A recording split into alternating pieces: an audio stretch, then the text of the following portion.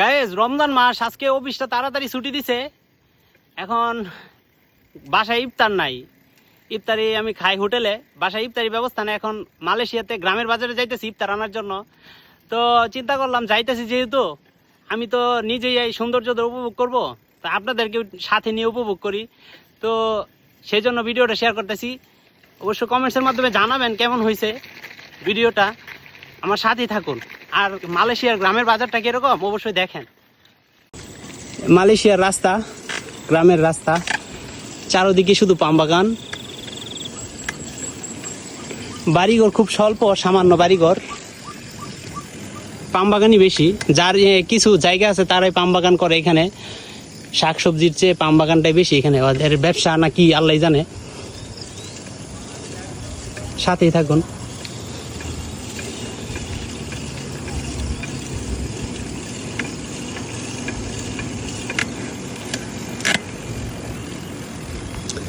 Main রাস্তায় চলে আসছি। মেইন রাস্তার আশপাশে কিছু শহরের মতো জায়গা আছে, কিছু কাম্পুং মানে কিছু গ্রাম আছে, যেগুলাতে আপনার চাইনিজরা, ইন্ডিয়ানরা বসবাস করে। চাইনিজরা, ইন্ডিয়ানরা বসবাস করে যেসব গ্রামে বা কাম্পুংয়ে, ওই কাম্পুংগুলা একবারই অন্যরকম হয়। তো এটা হচ্ছে একটা স্যানিটারি বা বড় ইয়ার দোকান, হার্ডওয়্যারের দোকান। ওই যে লেখা আছে হার্ডওয়্যারি। এখানে আপনার ইট, বালি, সিমেন্ট, পাথর সব কিছু পাওয়া যায়। এই যে দেখেন, এই যে গ্রামের বাজারে চলে আসছি। এখানে ইফতারির বাহারি সমাহার।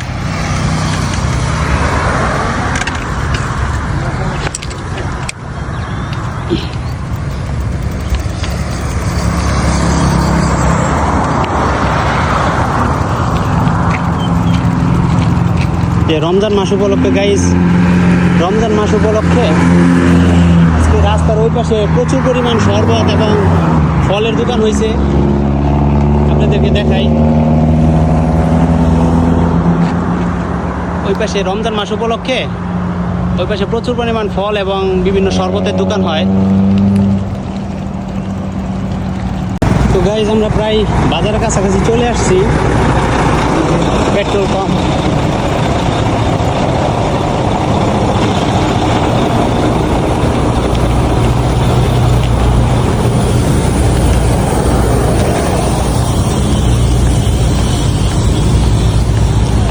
বাজারের মধ্যে ভিড় খুবই কম। রমজান মাস, সবাই প্রায় ইফতারের টাইম হয়ে গেছে, সবাই হয়তো চলে গেছে।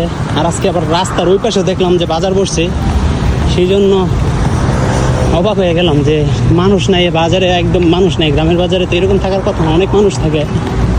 আজকে হঠাৎ মানুষ নেই, মানে রাস্তার ওই পাশে দোকানপাট বসছে।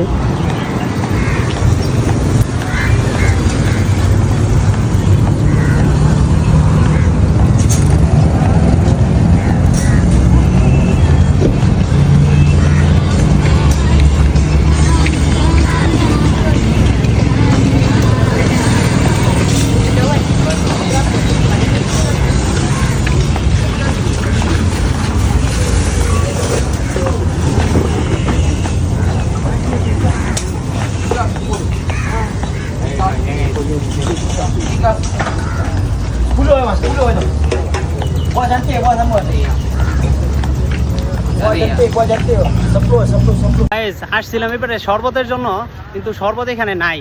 শরবত রাস্তার ওই পারে, এখন নতুন করে রাস্তার ওই পারে নাকি আজকে রমজান মাস উপলক্ষে বাজারটা ওই পারে নিয়ে গেছে। চলুন ওই পারে, রাস্তার ওই পারের ভিডিওটা দেখায় আপনাদের। রাস্তার ওই পারে দোকানপাট বসছে, আজকে এই পারে বসে নাই।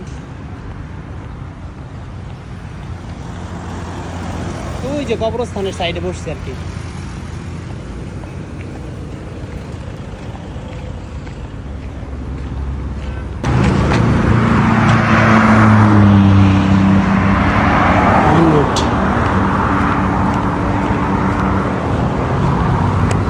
Hey, wait.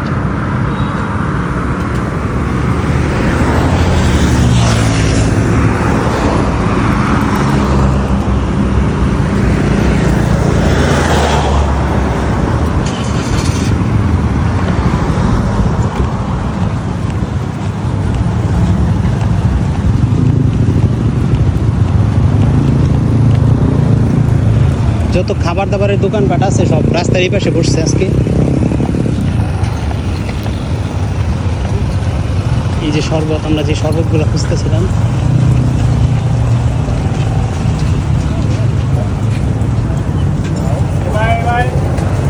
চল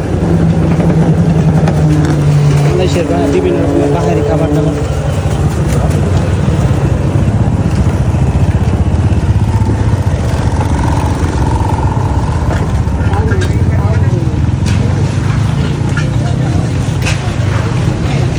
প্রচুর পরিমাণ লোক হয় এখানে যখন রমজান মাসে, বিশেষ করে খাবারের দোকানগুলোতে প্রচুর পরিমাণ লোক হয়।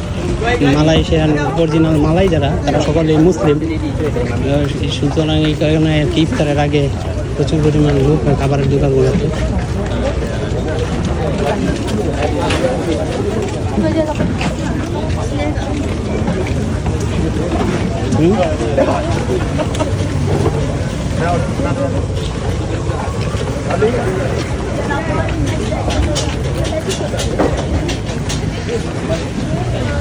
কোনটি নিবি?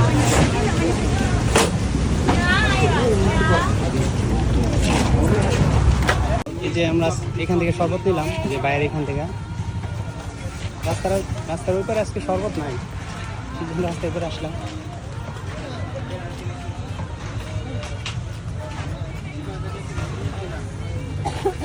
থ্যাংক ইউ বাবা।